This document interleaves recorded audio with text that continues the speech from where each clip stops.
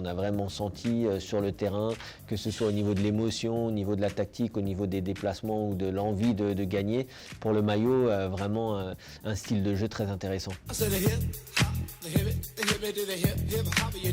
Kevin Diaz, consultant Afterfoot, consultant RMC Sport. Je participais à l'épisode 2 de la revue Afterfoot.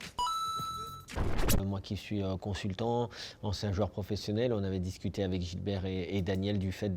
d'essayer de faire une petite analyse de l'Euro 2021 et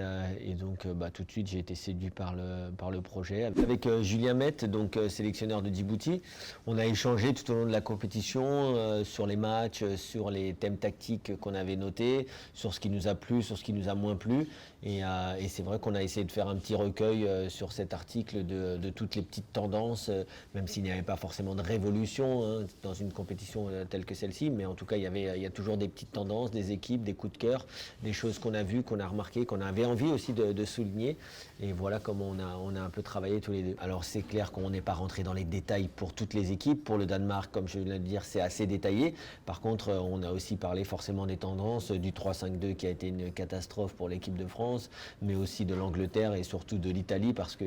avec l'Italie, ça a été aussi l'autre coup de cœur, bien sûr, les champions d'Europe, un peu à la surprise générale, même si au fur et à mesure de la compétition, c'est une équipe qu'on a vu monter en puissance, et tactiquement, ce qu'ils ont proposé avec vraiment un don de soi et un sacrifice, un collectif très fort, pas forcément de grandes individualités, pas forcément d'énormes stars, mais entre un gardien de Donnarumma qui a été élu meilleur gardien de l'Euro et une équipe qui était très très cohérente avec et aussi sans le ballon. Cette équipe, elle avait vraiment tous les ingrédients d'une équipe qui est performante au plus haut niveau. Vous pouvez donc retrouver ce papier dans le deuxième numéro de l'Afterfoot, la revue, et vous pouvez donc vous abonner dès maintenant sur